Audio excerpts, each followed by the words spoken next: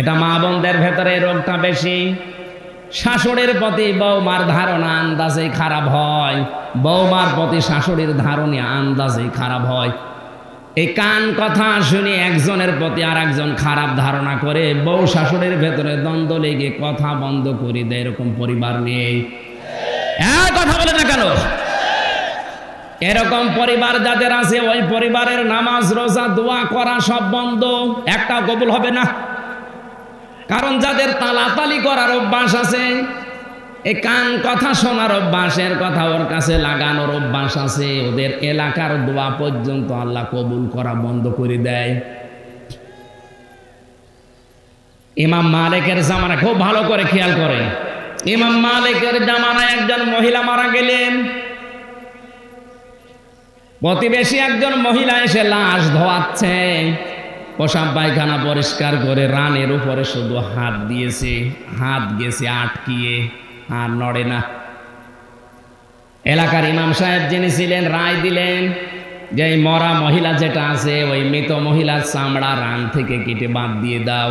এই মহিলা জীবিত, এর তো আর হাত কেটে বাদ দেওয়া যায় না। কয়েক ঘন্টা হয়ে গেল না, ওর স্বামীরা রাজি না, বলে না আমার স্ত্রী মারা গেছে, এখন ওর চামড়া কাটবে, আমরা দেব না। আরেকটু বড় যিনি আছেন তাকে ডাক দেওয়া হলো। সে বলছে এক কাজ করেন, জীবিত মহিলার হাতটা কেটে বাদ দিয়ে দিন। ওর স্বামী যখন রাজি না, এই কাজ করেন। এখন জীবিত মহিলার স্বামী বলছে না, আমার বউ অনেক ভালো আল্লাহওয়ালা, নামাজ পড়ে, রোজা রাখে, পর্দায় থাকে, আমি এর জীবিত মানুষের হাত কাটতে দেব না। আমরা এসেছিলাম উপকার করার জন্য প্রতিবেশী হিসাবে, আর এখন আমাদের হাত কাটবে।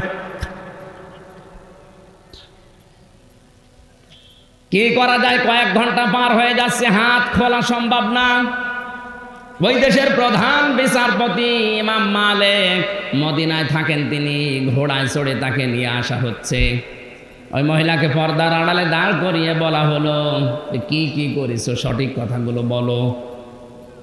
মেয়েটা বলছে, আমার তো কিছুই জানা নেই, আমি তো কিছুই করি নাই, আজ কয়েক ঘন্টা হয়ে যাচ্ছে আমার হাত খোলে না, দয়া করে আপনি আপনার হাত ছাড়িয়ে দেন।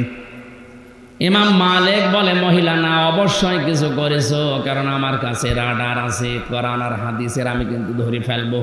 সত্যি করে বলো কি করেছো। এই ভালো করে শুনবেন, আমাদের পরিবারে, সমাজে, রাষ্ট্রে এরকম কিছু হচ্ছে, এই জন্য আয়াতে তাফসিরে ঘটনাটা আমি বলছি। ইমাম মালিক ডাক দিয়ে বলে, মহিলা যা যা বললে এর ভেতরে কিছু ফাঁক আছে, নয়তো তোমার হাত আটকানোর কথা না। আমি কোরআনে কারিমের আয়াত জানি, আমায় ইয়াকসিব খাতিয়াতান আও ইসমান সুম্মা ইয়ারমি বিহি বারিয়ান ফাকাদ ইহতামালা বুহতানা ওয়া ইসমান মুবিনা। সূরা নিসা 5 নম্বর পারা 15 নম্বর পৃষ্ঠার 12 নম্বর লাইনের 112 নম্বর আয়াতটা তাফসিরে ফি জিলালিল কোরআনে পাবেন।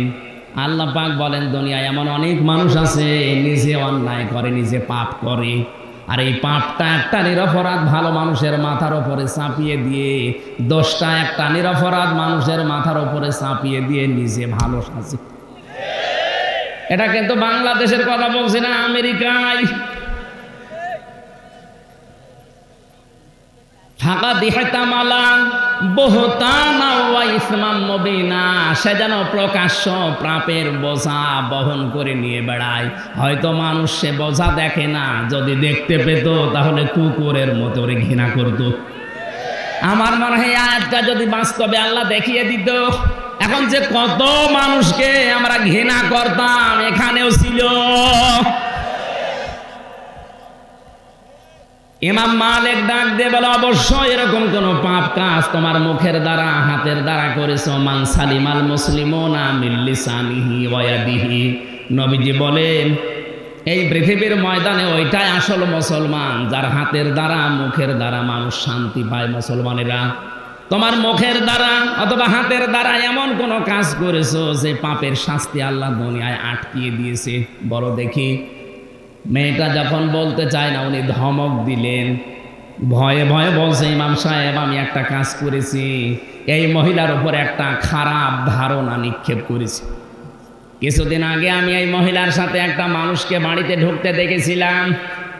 লাশ ধোয়ানোর সময় আমার মনে ওই ধারণাটা এসেছে মহিলার প্রতি, যে উপরে উপরে তো ভালোই দেখায় তোমারে, পুরুষ মানুষ নিয়ে বাড়িতে ঢোকো, অথচ ওই পুরুষ মানুষ শুনলাম পরে যে ওইটা ওর আপন ভাইয়ের ছেলে।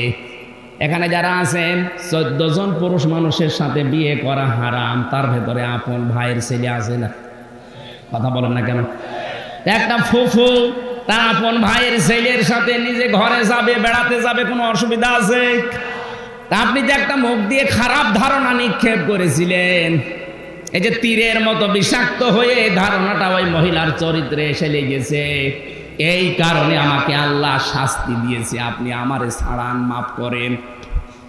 ইমাম মালিক বললেন, এই জন্যই তো বলছিলাম অবশ্যই তোমার মুখের দ্বারা বা হাতের দ্বারা এমন কিছু করেছো যে পাপের শাস্তি আল্লাহ দুনিয়ায় আটকিয়ে দিয়েছে। আমার কাছে মাপ চাওয়া তাওবা করার কিছু নেই। কোরআনের যে নির্দেশ আছে ওই আইন অনুযায়ী আমি বিচার করে দেই, তাহলে এই বিচারটা কিয়ামতে আল্লাহ ডবল করে করবে না।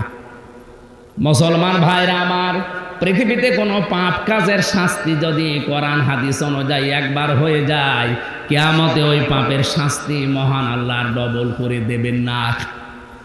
মেয়েটাকে ডাক দিয়ে বলে, হে মহিলা, যে খারাপ ধারণা করলে, আপনি চিন্তা করেন তো, একটা খারাপ ধারণা করার কারণে যদি পাপের শাস্তি স্বরূপ হাত আটকিয়ে যায়, আজ কত নিরপরাধ মানুষকে আপনি নিজে পাপ করে দোষ করে একটা ভালো মানুষকে ফাঁসিয়ে দিচ্ছেন, মিথ্যা সাক্ষ্য দিয়ে তাকে বছরের পরে বছরে জেলে রাখছেন।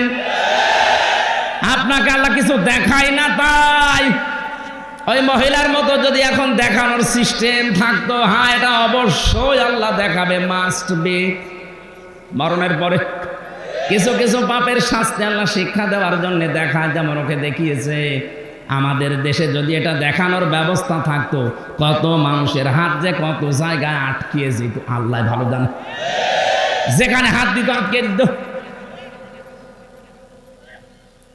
ইমাম মালিক সূরা নূরের 4 নম্বর আয়াত পড়লেন, আল্লাযীনা ইয়ারমুনাল মুহসানাতি সুম্মা লাম ইয়াতু বিআরবা'তি শুহাদা ফাজলিদুহুম 80 জালদা ওয়ালা তাকবালু লাহুম শাহাদাতান আবাদা। আল্লাহ পাক বলেন, এই দুনিয়া থেকে যদি নিরপরাধ কোনো মহিলার উপরে আন্দাজে জেনার তহমত দেয়, উল্টা পাল্টা ধারণা করে, সে যদি 4 জন সাক্ষী জোগাড় করতে না পারে, অবশ্যই তাকে 80টা বেত মারা লাগবে, আর জীবনেও তার কোনো সাক্ষী গ্রহণ করা হবে না। শাস্তি কয়টা? আরো জোরে বলেন। একটা নিরপরাধ মানুষের উপরে আন্দাজে কোনো দোষ দিলে শাস্তি হয় 2টা। 1 নম্বরে যদি প্রমাণ স্বরূপ 4 জন সাক্ষী হাজির করতে না পারেন, তাহলে আপনাকে 80টা বেত মারা লাগবে চামড়ার চাবুক দিয়ে। 2 নম্বরে জীবনেও কোনোদিন মরণ পর্যন্ত আপনার সাক্ষী আর কোর্টে গ্রহণ করা হবে না। এই আয়াতটা সূরা নূরের 4 নম্বর আয়াত যদি আজ বাংলার সংসদে থাকতো, আমার মনে হয় এ দেশটা এখন জান্নাত হয়ে যেত।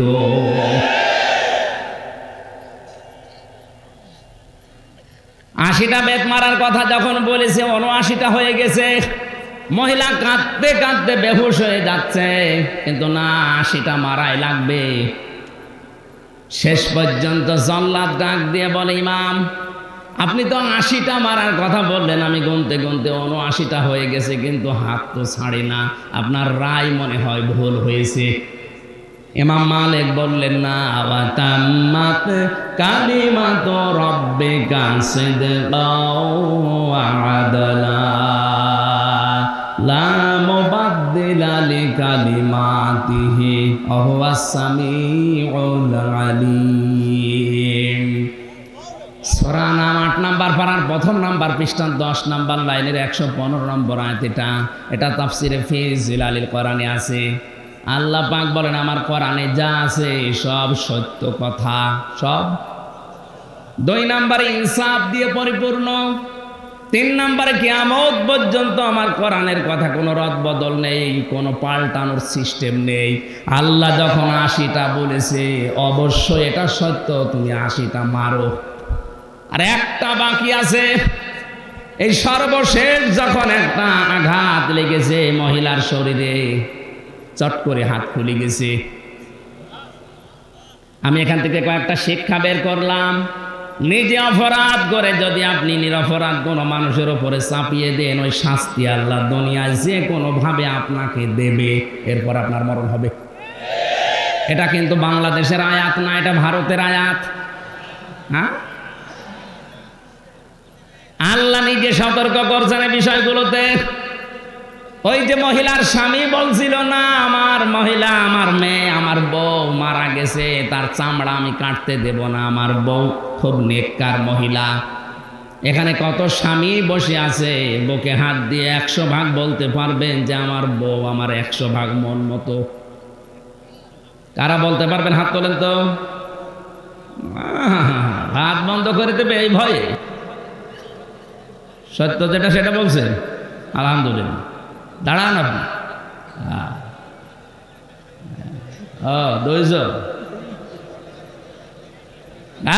বসেন। এখানে তো কেউ হাত তোলে না, তার মানে এদের বউ মন মতো না। দেখেন হাজার হাজার মানুষের ভেতরে মাত্র 2-3 জন হাত তুলেছে। এই মেয়েরা, ওই ক্যামেরা ওইদিকে মারো। নবী জানিয়েছেন, কোন স্ত্রী যদি মারা যায়, তার স্বামী যদি মন থেকে বলে আল্লাহ আমার বউ কিন্তু আসলে আমার মন মতো ছিল, ভালো ছিল, মহান আল্লাহ বলেন তাকে আমি মাফ করে দেব। তাহলে হাদিস অনুযায়ী মাত্র এই 3 জনের বউ জান্নাতে যাবে, বাকি সবগুলোর বউ জাহান্নামে যাবে। মা বোনদেরকে আল্লাহ খাদিজার মতো, আসিয়ার মতো জীবন গঠন করা তৌফিক দিন, বলেন আমিন। নবীজি বলেন, মাইয়ারিদিল্লাহু খায়রা ইয়াফাক্কিহু ফিদ্দিন। আল্লাহ যাকে ভালোবাসেন, পছন্দ করেন, তাকেই দ্বীনের, কোরআনের জ্ঞান দান করেন। যাকে সম্পদ বেশি দেওয়া হয়, ওর হিসাব আল্লাহ কিয়ামতে বেশি নেবে। এই জন্য ওই মানুষকে আল্লাহ ভালোবাসে এ কথা বলা যাবে না। আল্লাহ ভালোবাসে ওই লোকটাকে, যে লোকটাকে আল্লাহ কোরআনের জ্ঞান দিয়েছে এবং এর উপরে আমল করার তৌফিক দিয়েছেন। কোরআনে কারীম জানিয়েছে, ওয়াইদ তা'আযানা রাব্বুকুম লাইন শাকারতুম লাযিদান্নাকুম ওয়া লাইন কাফারতুম ইন্না আযাবি লাশাদীদ। সূরা ইব্রাহিমে আল্লাহ বলেন, আমি মাইক হাতে নিয়ে ঘোষণা দিচ্ছি, একটা এলান শোনো।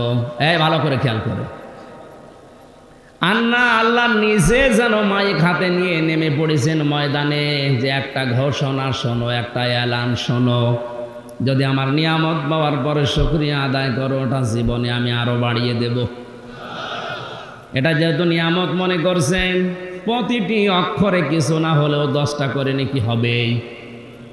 এখানে আসা বসা, শ্বাস প্রশ্বাসে নিঃশ্বাসে নেকি হচ্ছে।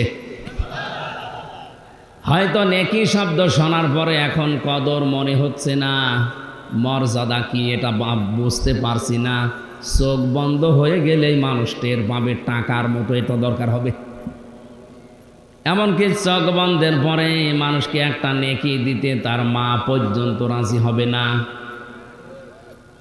সূরা আবাসার তাফসীরে আছে, ইয়াউমা ইয়াফিরুল মারউ মিন আখিহি ওয়া উম্মিহি ওয়া আবিহি ওয়া সাহিবাতিহি ওয়া বানিহি। কিয়ামতের ওই কঠিন ময়দানে সর্বপ্রথম মানুষ পালাবে, তার ভাইকে দেখলেই পালিয়ে যাবে। এরপরে তার মাকে পালাবে, তার বাপ, তার সন্তান, তার স্ত্রী, তার বন্ধু বান্ধবের পরে আত্মীয় স্বজনের নাম আছে। দিনাজপুরবাসী যদি মাথায় চিন্তা ভাবনার শক্তি থাকে, ভাবেন তো এই যে মানুষগুলোর নাম বললাম, এরা কিয়ামতের দিন আগে পালাবে। এটা আমি বানালাম? কে বলেছেন? বলেন বলেন। আল্লাহ জানাচ্ছেন এই যারা পালাবে এরা পালিয়ে যাবে। এই দেশে যদি কোনো পীর বলে যে কিয়ামতে তোর কোনো চিন্তা নেই আমি আছি, আল্লাহর কসম ওটা মিথ্যা কথা, ভণ্ড। কিয়ামতে বলবে আল্লাহ আমি পীরই ছিলাম না। আপনার মা যদি বলে যে আমার বিয়ে হয়নি তোরে পাবো কোথায়, কসম করে কোরআন হাতে নিয়ে বলছি হাজার হাজার ভণ্ড পীরেরা ওই দিন বলবে যে আমি পীরই ছিলাম না, তুই কে? আর যারা আজ ঘোষণা দিচ্ছে এই দেশে, বিশেষ করে রংপুর, রাজশাহী, এই দুই বিভাগে এগুলো বেশি, কারা কারা ঘোষণায় দিয়ে ফেলেছে কিয়ামতে এক একজন পীর সাহেব নাকি লক্ষ লক্ষ মুরিদ নিয়ে স্লোগান দিতে দিতে উঠবে। কোথায় পেয়েছেন ভণ্ড? কিয়ামতে প্রতিটি মানুষ আল্লাহর কাছে দাঁড়াবে স্রেফ একা একা।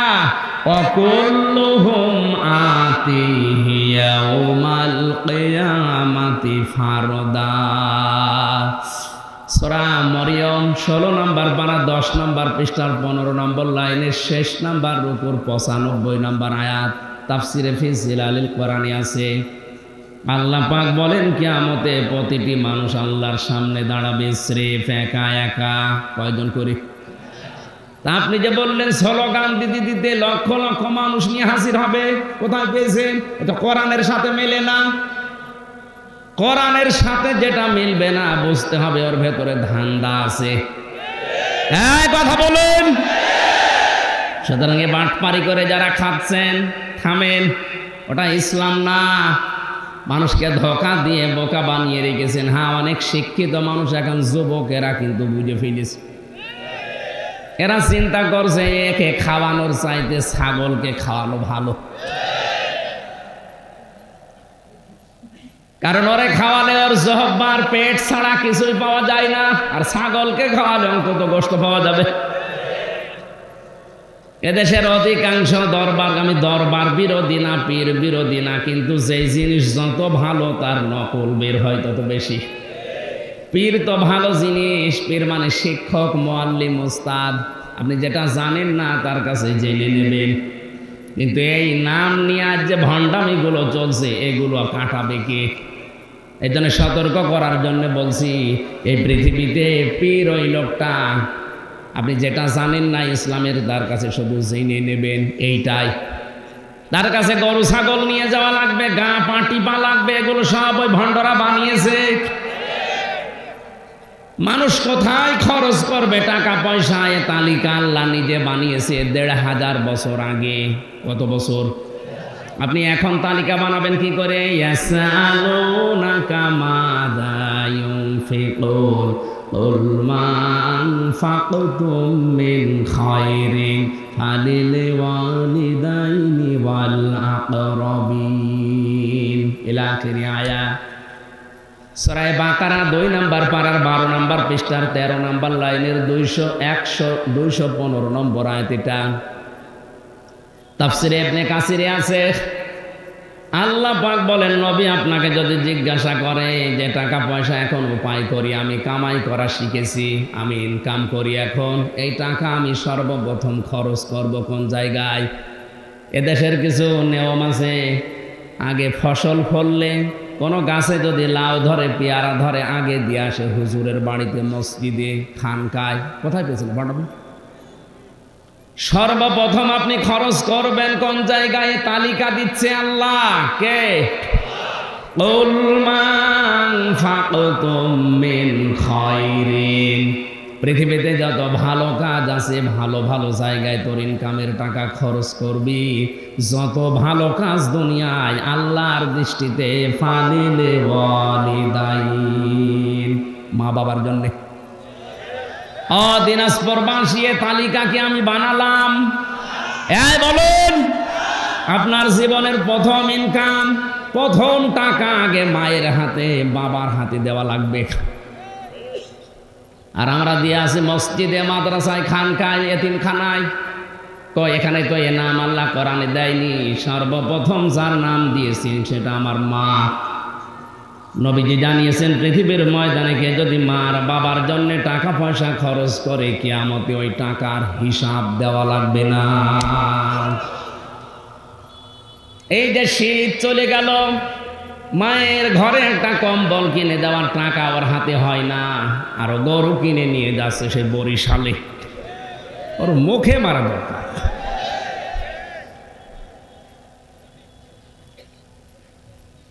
তাহলে সর্বপ্রথম আল্লাহ তালিকা দিয়েছেন কার নাম? আরো জোরে। মুসলমান ভাইরা, মায়ের জন্য কেউ যদি পান কিনে দেয়, আল্লাহর কসম ওই টাকাটা আল্লাহর রাস্তায় দান করা সওয়াব হয়।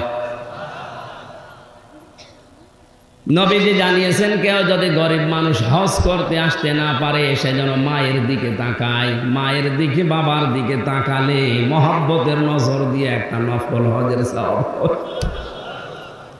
এখন 7.5 লক্ষ টাকা লাগছে হজ করতে, তাও সিরিয়াল দেওয়া লাগে 1 বছরে। মায়ের নজর যদি একবার আপনি পান, ভালোভাবে যদি দৃষ্টি দিতে পারেন, নবীর এই কথা মিথ্যা হবে না। আপনার আমল নামায় কিয়ামতে হাজার হাজার নফল হজের সওয়াব দেখতে পাবেন। কোন পীর সাহেবের দিকে তাকিয়ে থাকলে হজের সওয়াব হবে? কোরআন হাদিসে কোন জায়গায় আছে আপনি বলেন? যেই জায়গা আসল ও জায়গাগুলো চিনি না, আন্দাজে দৌড়াচ্ছি। দ্বিতীয় তালিকায় নাম আছে অল আকরাবিন, নিকট আত্মীয় যারা, তাদের জন্যে। এ পৃথিবীতে মানুষের সবচাইতে বেশি নিকটে থাকে তার বউ।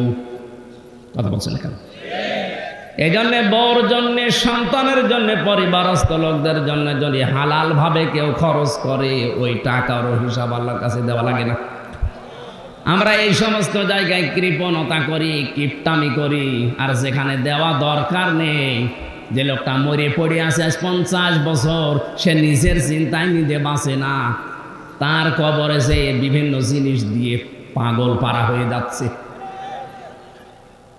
যে তালিকা বলছে এরপরে আছে এতিম, মিসকিন, অসহায়, এবনে সাবিল, এরকম প্রায় 7টা লোকের তালিকা আছে। আপনি বলেন তো, মা, বাবা, স্ত্রী, সন্তান, বন্ধু বান্ধব, প্রতিবেশী, এরপরে নিকট আত্মীয় স্বজনের ভেতরে যারা আছে তারা, এরপরে এতিম, মিসকিন, অসহায়, 13টা মানুষের নাম দেখবেন। এই 13টা সিরিয়ালের ভেতরে একটা নামও তো আমি কোনো পীর সাহেবের নাম পালাম না। আপনি কোথায় পেয়েছেন? এজন্য পৃথিবীর ময়দানে কেউ যদি মা বাবার জন্য খরচ করে, নবীজি বলেন ওই টাকা কিয়ামতের দিন আল্লাহর হিসাব নেবে না। ওটা দান করা, সাদগা করার মতো সওয়াব আপনার আমল নামায় উঠতে থাকবে। বলেন আমিন। এত মহাব্বতের জিনিস মায়ের কথা, বাবার কথা কোরআনে হাদিসে আছে। কিয়ামতে এই মহাব্বতের মা পর্যন্ত সন্তান 500 বছর পড়ে থাকবে, মুখের ওপরে লাথি দিয়ে বলবে, কে তুই? আমার বিয়ে হয়নি, তোরে পাবো কোথায়? তাহলে এখান থেকে শিক্ষা কি?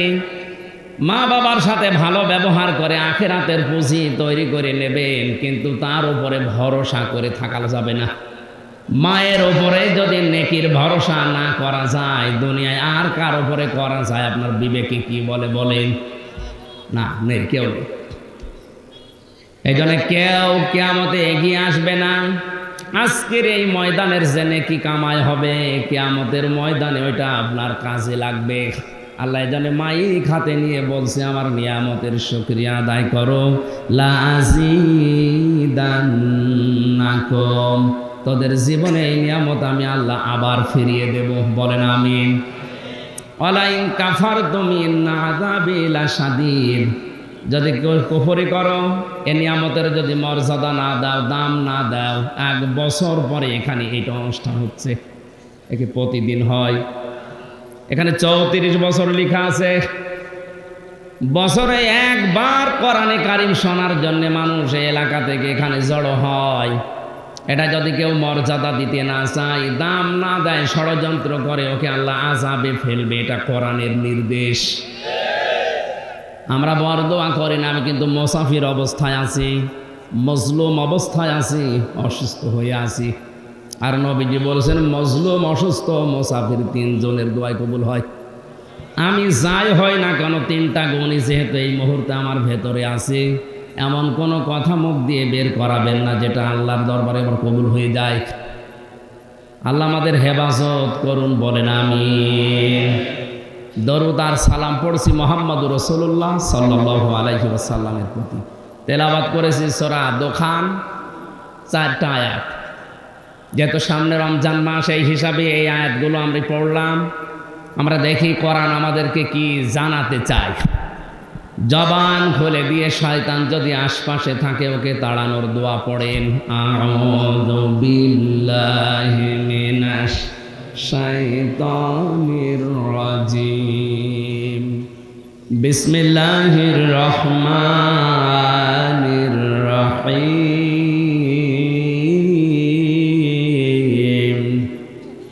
হামিম ওয়াল কিতাবিল মুবিন।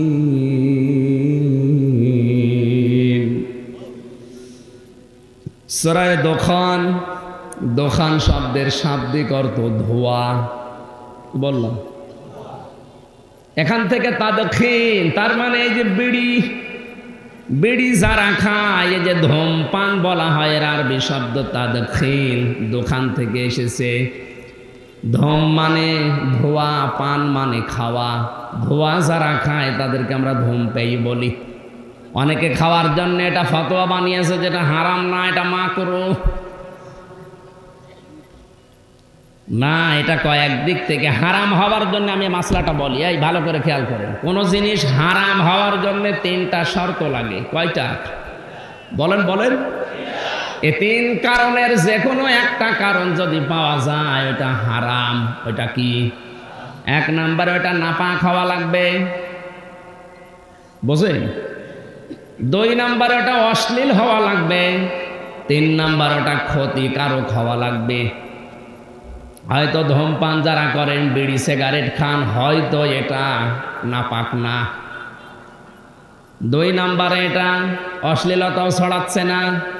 3 নম্বরে এটা কিন্তু ক্ষতিকারক। কথা বলেন এখন। সবচাইতে বেশি ক্ষতি হয় মানুষের লাঞ্চের। পৃথিবীর কোনো খাবারে আমি আজ পর্যন্ত লেখা দেখি না যে এটা খেলেই মানুষ ক্যান্সারে মরবে, শুধু বিড়ির উপরে লেখা। এই জন্য তাদখিন নামে, ধূমপান নামে, দোখান নামে আল্লাহ একটা সূরা দিয়েছেন। আল্লাহ বলেন হামিম, এর অর্থ কেউ জানে না। যদিও কোন তাফসিরে মুফাসসির লিখেছেন এটা নবীজির নাম। বিশ্ব নবীকে পুরা কোরআনে আল্লাহ 7টা নাম ধরে স্পেশাল ভাবে ডাক দিয়েছেন। ইয়াসিন, তহা, মুহাম্মদ, আহমদ, আব্দুল্লাহ, মুজাম্মিল আর মুদাসসির। এই 7টা নামে তাকে কোরআনে ডাক দিয়েছেন। হামিম এটা নবীর নাম। কেউ কেউ বলেছে, কেউ কেউ বলেছে না, এটার অর্থ আল্লাহ শুধু জানে আর কেউ জানে না। অল কিতাবিল মুবিন, আল্লাহ বলেন স্পষ্ট কিতাবের কসম। কিসের? কোরআনে কারীম কিন্তু স্পষ্ট। অথচ এখানে হাজারো মুসলমান বসে আছে, আমাদের কাছে কোরআন স্পষ্ট না অস্পষ্ট? এখানে কত মানুষ আছে যাদেরকে সূরা ইখলাস ধরলেও 4টা আয়াতে 4টায় ভুল বলবে। বলে কুল হুয়াল্লাহু আহাদ, আল্লাহুস সামাদ। এখানে সামাদ আছে না সমাদ আছে? সোয়াদ মুখ গোল করে বলতে হয়। কেউ যদি বলে আল্লাহুস সামাদ, হে আল্লাহ তোমার কোনো অভাব নেই, আপনি মুখ গোল না করে সিনের মতো বললেন আল্লাহুস সামাদ, হে আল্লাহ তোমার অনেক অভাব। এটা তার উপরে একটা ইলজাম দেওয়া, তহমত দেওয়া, দোষারোপ করা হচ্ছে না? এজন্য কোরআন আমাদের কাছে স্পষ্ট নেই, পড়ার ক্ষেত্রে নেই, বোঝার ক্ষেত্রে নেই, আমল করার ক্ষেত্রে নেই, প্রচার করার ক্ষেত্রে নেই। কোন জায়গায় কোরআন আমাদের কাছে স্পষ্ট না। এজন্য অনেক মানুষ এই ধান্দায় আছে যে জানি না তাই মানি না। না না, কান খাড়া করে শোনেন দিনাজপুরবাসী, ইসলামের কোন বিধান যদি আপনি জানেন কিন্তু মানেন না, আপনার একটা গুনাহ হবে। কয়টা? বলেন বলেন। কারণ জানাও ফরজ, মানাও। জানার ফরজ আপনার আদায় হয়ে গেছে, মানার ফরজ আপনার আদায় হয়নি, এই জন্য একটা গুনাহ হবে। কেউ যদি বলে আমি জানিও না মানিও না, আপনি ডবল গুনাহগার। আপনি জানেন না কেন? এক কথা বলেন না কেন? আপনি জানেন না কেন? এটা আপনার অপরাধ। এ জানার জন্যই তো আল্লাহ এটা পাঠিয়েছেন। এটা শুধু সোমা খাওয়ার টাকের ওপরে রেখে দেওয়ার জন্য না। বিশ্বনবীকে আল্লাহ যেদিন নবুয়ত দান করেন ওই দিনই তাকে জিবরাইল 3 বার বুকের ভেতরে জড়িয়ে বলেছিল, বলেন ইকরা। কি বলেছিলেন? খুব ভালো করে খেয়াল করেন, এখানে শিক্ষা আছে। তিনি 3 বার বললেন, বলো ইকরা। নবীজি বলেন, মা না বিকারি, আমি পড়তে পারি না, পড়বো না। জিবরাইল যখন 4র্থ বার বলেছেন ইকরা বিসমি রাব্বিকাল্লাযী খালাক, নবীজি এবার জিবরাইলের সাথে 5টা আয়াত পর পর পড়েছিলেন। এটা আলেমরা জানে না। এই আলেম না এখানে? এটা আপনারা জানেন কি না? 5 আয়াত পর পর জিবরাইলের সাথে নবীজি পড়লেন, অথচ প্রথম 3 বার বলেছেন আমি পড়বো না। কেন? 3 বার উনি জিজ্ঞাসা করেছিলেন, ইয়া আখি জিবরাইল, হে ভাই জিবরাইল, বারবার আমাকে বলো যে পড় পড়। কি পড়বো আমি? আমাকে তো বলা লাগবে যে কি পড়বো। যখনই তুমি বললে যে বিসমি রব্বিকা, রবের নামে পড়েন, আমি কিন্তু পড়া আরম্ভ করেছি। এটা আমার উম্মতদেরকে কিয়ামত পর্যন্ত আমি শিক্ষা দিলাম। পড়তে বললেই পড়া যাবে না, পড়া লাগবে রবের নামে। 96% মুসলমান এখানে আমরা আছি, আমরা কি আল্লাহর নামে রবের নামে পড়তে পারছি? দায়িত্বে যারা আছে তাদেরকে আহ্বান জানাবো, আমাদের শিক্ষা ব্যবস্থায় রবের নামে পড়া কেন শুরু করা যায়। এরা রব বাদ দিয়ে যদি অন্য কারো নামে পড়া আরম্ভ হয়, ওই শিক্ষায় মানুষ শিক্ষিত হয় কিন্তু জানোয়ার হয়ে যায়।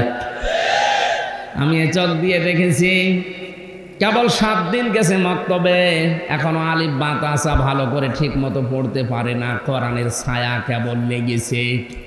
শিক্ষকও জো করছে, ছাত্র পায়ে পানি ঢেলে দিচ্ছে। আমি এ চোখ দিয়ে এটাও দেখেছি, বিশ্ববিদ্যালয়ে মাস্টার্সে ক্লাস চলছে, ছাত্র জুতা দিয়ে শিক্ষককে পিটাচ্ছে, বলবে শালা তোরে মেরেই ফেলবো। এটাও ছাত্র, এটাও ছাত্র। এটা মাত্র 7 দিনে কোরআনের স্পর্শ পেয়ে এটা মানুষের মতো মানুষ হয়ে উঠছে। আর এটা মাস্টার্স করার পরে কোরআন পায়নি, জানোয়ার হয়ে গেছে। ভার্সিটি থাকাকালীন দেখেছি অনেকে মদ দিয়ে কলি পর্যন্ত করে, অথচ পড়ছে মাস্টার্সে। বলেন তো, সেই ছেলেটা কোরআন নেই, হাদিস নেই, আখিরাতের চিন্তা নেই, রবের নামে পড়াশোনার বালাই নেই, যে মদ দিয়ে কলি করে সকালবেলা, এ যদি কোনো চেয়ার পায় ও চেয়ার থাকবে, ও চেয়ার তো গরম করে ফেলাবে। বিশ্বনবী মুহাম্মদ রাসূলুল্লাহ উম্মতকে শিক্ষা দিলেন, যার তার নামে পড়বা না, পড়তে হবে রবের নামে। জিবরাইল এতক্ষণ বলো না যে রবের নামে পড়ো, তাহলে তো প্রথম বেলায় আমি পড়তাম ইকরা বিসমি রাব্বিকাল্লাযী খালাক। আহ্বান জানাবে এখানে যারা মুসলিম আছেন, আপনার ছেলেকে আপনি ডাক্তার বানাবেন, ইঞ্জিনিয়ার বানাবেন, বৈজ্ঞানিক বানাবেন, ডিসিএস বিটিওনো ওসিসা বানাবেন, কোনো অসুবিধা নেই। আগে কোরআনে কারিমের জ্ঞানটা তাকে দিয়ে ভিতটা তৈরি করে দেন, অন্তত যেন আকাম কোকাম করে না বাড়ায়। ঝিনাইদহ এক টিয়নর বাড়িতে আমি নাস্তা করছিলাম, চা দিয়েছে আমারে, পেছনে কাপ নেই, 30 ভাঙ্গা। আমি হেসে ফেলেছি। জ্ঞানী মানুষ তো বুঝে ফেলেছে, বলছে হুজুর কেন হাসেন? আমি বুঝেছি, চা দিয়েছি, 30 দিয়েছে, কাপ ভাঙা, এই কারণে আপনি হাসছেন। অথচ গতকালকে আমি যদি একটা সই করতাম, আমার 5 লাখ টাকা দিয়ে যেত। খালি সইটা করি না, এজন্য টাকাটা আমি নিতে পারি নাই। পরবর্তীতে খোঁজ নিলাম কি কি, জানলাম যে ছোটবেলায় কোরআনে কারিম উনি হাফেজ, কোরআনে কারিমের হাফেজ, তাও পুরাটা অর্থ জানে না। কিছু কিছু আয়াতের অর্থ ওনার আয়ত্তে আছে। এই সুদে ঘুষের আয়াত ওনার মনে আছে, যে দুনিয়া একদিকে চলে গেলেও ঘুষ খাওয়া যাবে না।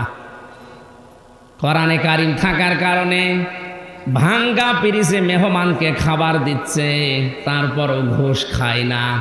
আর কত মানুষ অভাবে বলতে কিচ্ছু নেই, প্রতিদিন ওর লাখ টাকা না হলে পেট ভরে না। কোরআনে কারিমের আয়াত বাদ দিয়ে, কোরআনের নিয়ম নীতি বাদ দিয়ে কেউ যদি ইনকাম করে, উপায় করে, কসম আল্লাহর ওই টাকা আপনার থাকবে না।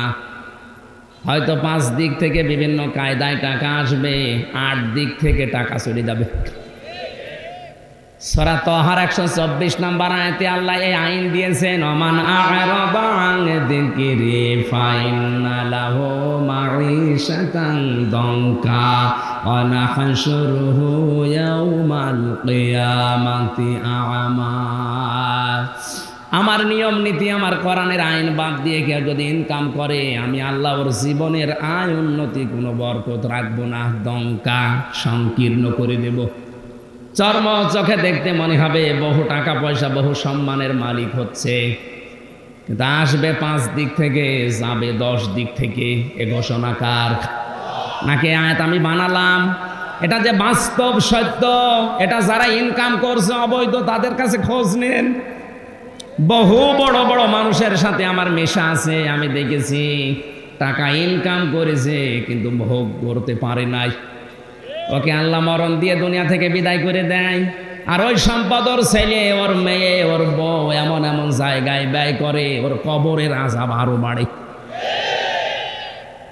আয়াতের পরবর্তী কথা ছিল ওয়া নাহশুরুহু ইয়াউমাল কিয়ামাতি আ'মা। দুনিয়া তো গেল সংকীর্ণ জীবন, শান্তি থাকবে না, আর মরণের পরে লোকটা যখন উঠবে তখন অন্ধ হয়ে উঠবে। কি হয়ে? বলেন বলেন, আপনার কাছে কি মনে হচ্ছে? অন্ধ হয়ে কি স্বাভাবিক ব্যাপার? এটা যে কত কঠিন অবস্থা, যাদের চোখ নেই ওদের জিজ্ঞাসা করেন। কুমিল্লায় একবার খাবার খাচ্ছিলাম, পাশে এক অন্ধ, হঠাৎ বিদ্যুৎ চলে গেল রাতের বেলা। আমরা যারা চোখওয়ালা চিল্লাচ্ছি, ওই তাড়াতাড়ি জানাটার লাগান, হারিকেন নিয়ে আসেন, আলোর ব্যবস্থা করেন। অন্ধ আমার বাম হাত চেপে ধরে বলছে, হুজুর মাত্র 2 মিনিট কারেন্ট চলে গেছে, আপনি চিল্লাচ্ছেন, অথচ আজ 42 বছর আমার জীবনে কারেন্ট নেই। 2 মিনিটে আপনারা চিল্লান, অথচ 42 বছর দুনিয়া আখিরাত আমার কাছে সমান, আমি কিছুই দেখি না। কই আমি তো চিল্লালাম না। আপনি কি টের পাচ্ছেন কিয়ামতে আপনি অন্ধ হয়ে উঠবেন? শুধু এতটুকু আল্লাহ শেষ করেননি, ক্বালা রাব্বি লিমা হাশারতানি আ'মা ওয়াকাদ কুনতু বাসীরা। লোকটা বলবে, রব্বুল আলামিন আমার তো চোখ ছিল, কেন আজ আমি অন্ধ হয়ে উঠলাম? আমাকে চক্ষুষ্মান করে দাও। আল্লাহ ধমক দিয়ে বলবে, চুপ কর। ক্বালা কাযালিকা আতাতকা আয়াতুনা ফানাসিতাহা ওয়া কাযালিকাল ইয়াউমা তুনসা। এই নাফরমান, দুনিয়ায় তোর কাছে আমার আয়াতগুলো এভাবে আলেমেরা, নবীরা, ওয়ারিসরা বলেছিল, তুই শোনার পরে, দেখার পরে, জানার পরেও না জানার ভান করেছিলি। তুই যেভাবে ভুলে গিয়েছিলি আমার আয়াত, আমার আইন, আজকে আমি আল্লাহ তোকে নিচেই ভুলে গেলাম। সবচাইতে বড় কঠিন হচ্ছে তাফসিরে এটা লেখা আছে, তুই যে আমার বান্দা, তুই যে আমার বান্দি ছিলি, জীবনে আমি আল্লাহর এই কুদরতি মুখ দিয়ে কোনোদিন তোর নাম হামজা, আসিয়া এটা আর উচ্চারণ করব না। ও দিনাজপুরবাসী, কি মনে হচ্ছে আপনার? আপনি যদি এখনই চোখ বন্ধ হয়ে যায়, ওই সময় কিন্তু সামনে। আল্লাহ যদি কিয়ামতে আপনার নাম তার কুদরতের জবান দিয়ে আর উচ্চারণ না করে, ওর মতো কপাল পোড়া আর কেউ আছে? আল্লাহ আমাদের হেফাজত করুন এরকম জীবন থেকে, বলেন আমিন। স্পষ্ট হওয়া লাগবে কোরআন আমাদের কাছে। আজ হাজার হাজার মুসলমান কোরআন পড়া তো দূরের কথা, শুনতে পর্যন্ত পছন্দ করে না। আরে ভাই, মাহফিলে কি আমি বাবার কিচ্ছা কাহিনী শোনাবো? কোরআনে কারিম বোঝানোর জন্যই তো 1 বছর ধরে আয়োজন করছে। আপনি নিজেও শোনেন না, শুনতে চাই, শুনতেও দেন না। আপনি তো আমার মনে হয় আবু জেহেলকে ছাড়িয়ে গেছেন। আজ আবু জেহেল জীবিত থাকলেও এরকম করতো না। ইন্না আনজালনাহু, নিশ্চয় আমি আল্লাহ নাজিল করেছি এই কোরআনকে ফি লাইলাতিন মুবারাকা, একটা পবিত্র রজনীতে, বরকতময় রজনীতে। আমরা আয়াতের তাফসিরে মুফাসসিরিন ইকরাম যেটা লিখেছেন সেটা বেশি ইঙ্গিত হিসাবে দিয়েছেন লাইলাতুল কদর, যেটাই রমজানের 27 তারিখ আমরা মনে করি।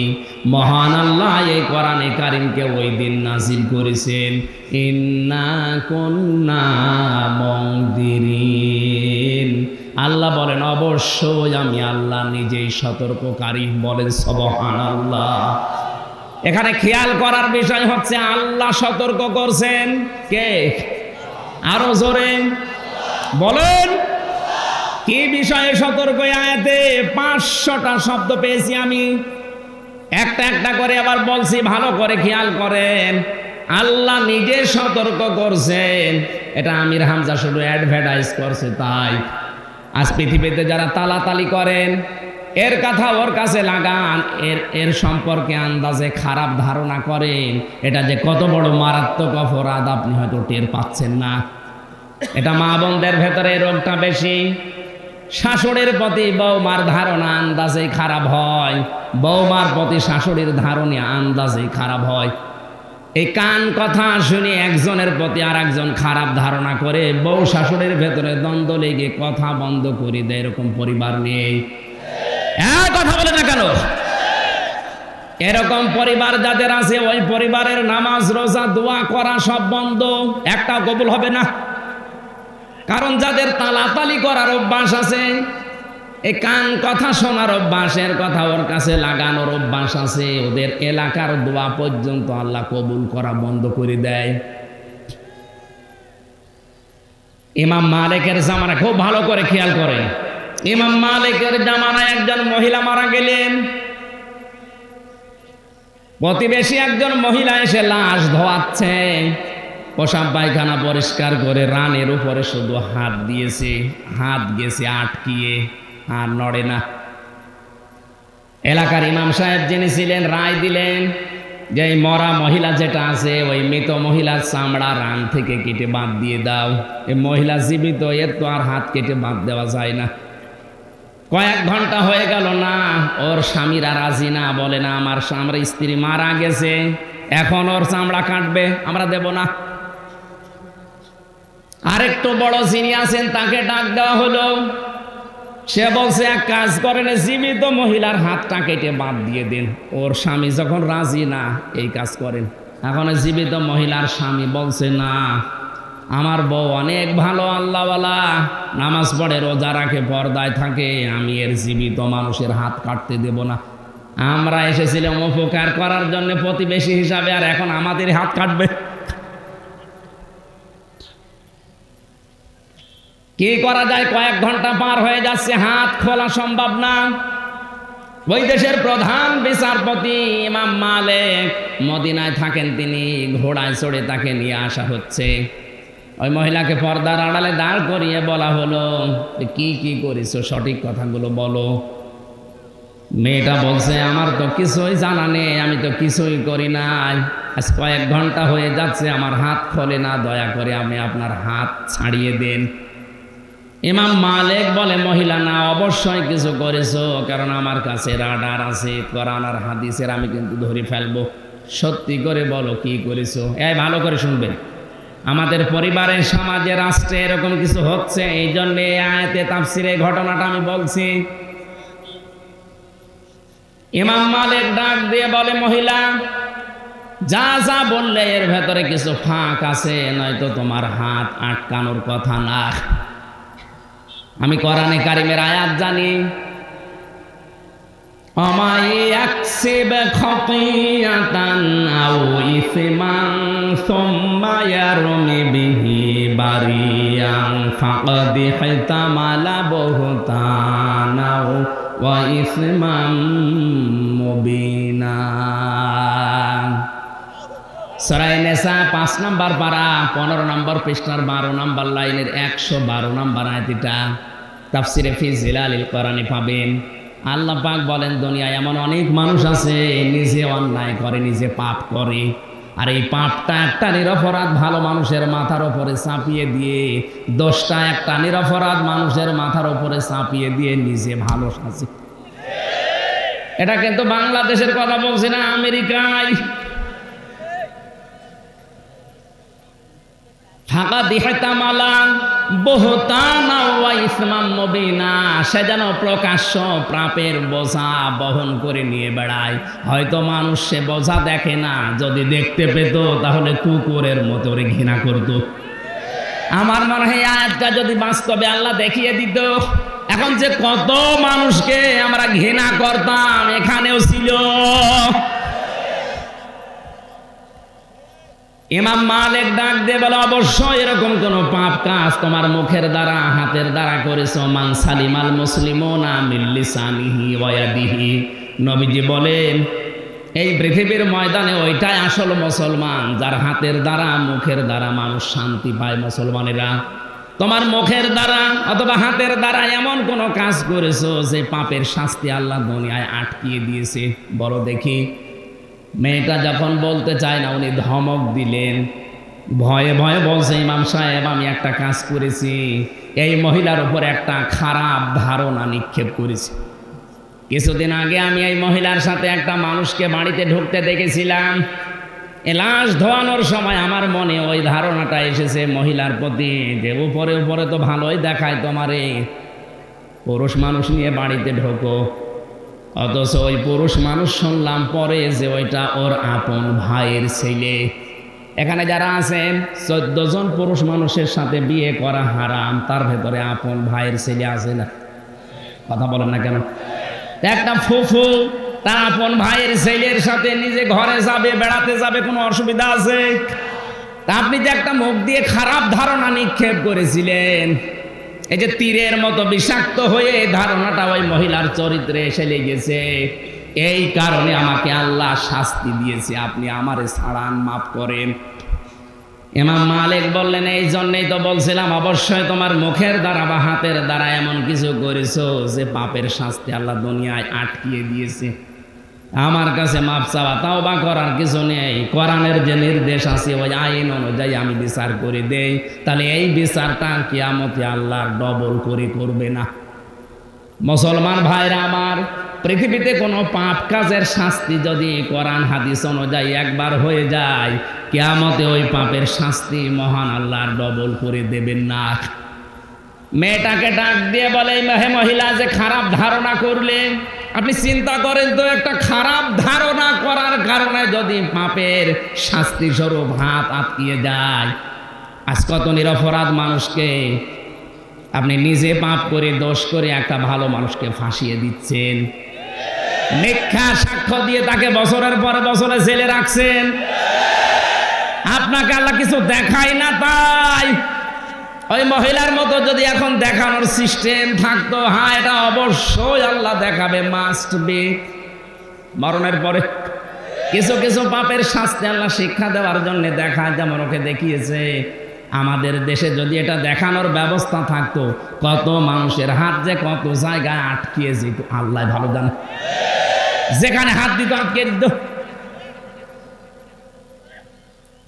ইমাম মালিক সূরা নূরের 4 নম্বর আয়াত পড়লেন, আল্লাযীনা ইয়ারমুনাল মুহসানাতি সুম্মা লাম ইয়াতু বিআরবা'তি শুহাদা ফাজলিদুহুম 80 জালদা ওয়ালা তাকবালু লাহুম শাহাদাতান আবাদা। আল্লাহ পাক বলেন, এই দুনিয়া থেকে যদি নিরপরাধ কোনো মহিলার উপরে আন্দাজে জেনার তহমত দেয়, উল্টা পাল্টা ধারণা করে, সে যদি 4 জন সাক্ষী জোগাড় করতে না পারে, অবশ্যই তাকে 80টা বেত মারা লাগবে, আর জীবনেও তার কোনো সাক্ষী গ্রহণ করা হবে না। শাস্তি কয়টা? আরো জোরে বলেন। একটা নিরপরাধ মানুষের উপরে আন্দাজে কোনো দোষ দিলে শাস্তি হয় 2টা। 1 নম্বরে যদি প্রমাণস্বরূপ 4 জন সাক্ষী হাজির করতে না পারেন, তাহলে আপনাকে 80টা বেত মারা লাগবে চামড়ার চাবুক দিয়ে। 2 নম্বরে জীবনেও কোনোদিন মরণ পর্যন্ত আপনার সাক্ষী আর কোর্টে গ্রহণ করা হবে না। এই আয়াতটা সূরা নূরের 4 নম্বর আয়াত যদি আজ বাংলার সংসদে থাকতো, আমার মনে হয় এ দেশটা এখন জান্নাত হয়ে যেত।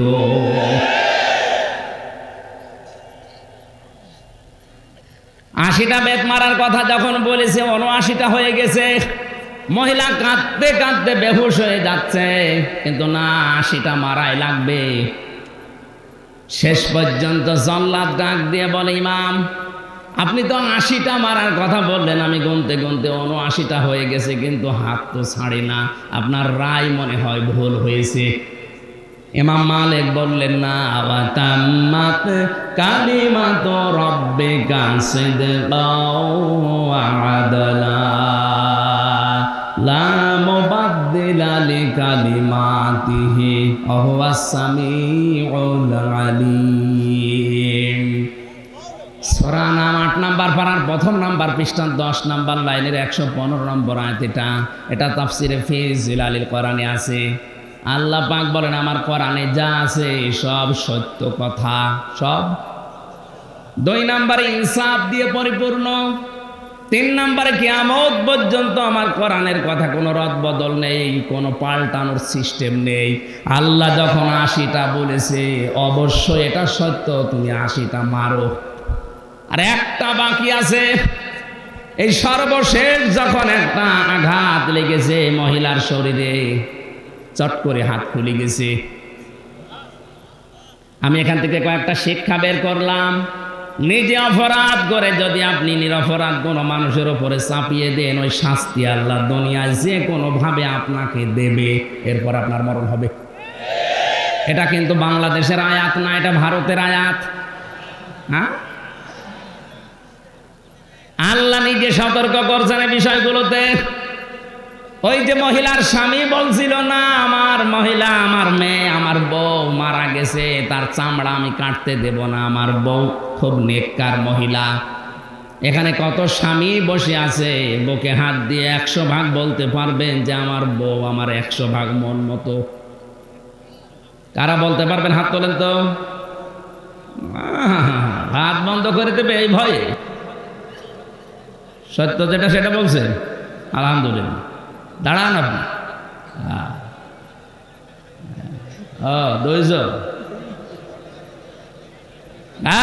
বসেন। এখানে তো কেউ হাত তোলে না, তার মানে এদের বউ মন মতো না। দেখেন, হাজার হাজার মানুষের ভেতরে মাত্র ২-৩ জন হাত তুলেছে। এই মেয়েরা, ওই ক্যামেরা ওইদিকে মারো।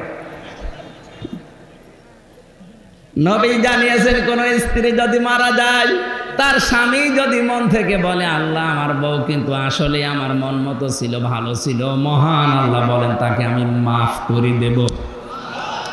তাহলে হাদিস অনুযায়ী মাত্র এই ৩ জনের বউ জান্নাতে যাবে, বাকি সবগুলোর বউ জাহান্নামে যাবে। মা বোনদেরকে আল্লাহ খাদিজার মতো, আসিয়ার মতো জীবন গঠন করা তৌফিক দিন, বলেন আমিন। হযরতে আসিয়াকে আল্লাহ নিজে সালাম দিয়েছেন, যে কারণে, তার অন্যতম কারণ হচ্ছে হযরতে আসিয়া এ পৃথিবীতে সবচাইতে বেশি স্বামী ভক্তি করেছিলেন। এত বেশি স্বামীর প্রতি ভক্তি, শ্রদ্ধা এবং খেদমত দিয়েছেন, আল্লাহ খুশি হয়ে তাকে সালাম পাঠিয়েছে দুনিয়ায়, বলেন আল্লাহু আকবার। আর একজন মহিলাকে আল্লাহ জান্নাতে ঘর বানিয়ে দিয়েছেন, তার নাম হযরতে আসিয়া। তিনিও স্বামী ভক্তির কারণেই। সম্মানিত মা বোনেরা, কথা বললে ওরা বলে যে আমাদের বিরুদ্ধে বলে না, আমি তো দেখতে পাই যেটা সেইটাই বলছি। আসিয়ার মতো এত বড় জানোয়ার মার্কা স্বামী কি আপনার আছে? কথা বলুন। হাতের ভেতরে ব্রেক লাগিয়েছে, মাথার ভেতরে গরম তেল ঢেলে দিচ্ছে, পায়ের ভেতরে ব্রেক লাগিয়েছে, এরপরও স্বামীর জন্য বরদোয়া দেয়নি। বলেছিলেন, আল্লাহ তুমি আমাকে বাঁচাও, কিন্তু আমার স্বামীর উপরে তুমি গজব দিও না। আর আপনি একটা সাবান কম হলে বরদোয়া দেন। আপনি মানুষ। মহিলারা অধিকাংশ জাহান্নামে যাবে নামাজ পড়ার কারণে না, রোজা রাখার কারণে না, স্বামীর নাফরমানি করার কারণে। সারা জীবন একটা লোক মাথার ঘাম পায়ে ফেলে সব ঠিক করছে, হঠাৎ একটা শাড়ি কম হয়ে গেলে আপনি রাগারাগি করেন, বরদোয়া দেন, ওর মনে দুঃখ দেন। আল্লাহর কসম আপনার পেছনের সব আমল আল্লাহ ধ্বংস করে দিয়েছে। আল্লাহ মা বোনদের হেফাজত করুন, বলেন আমিন।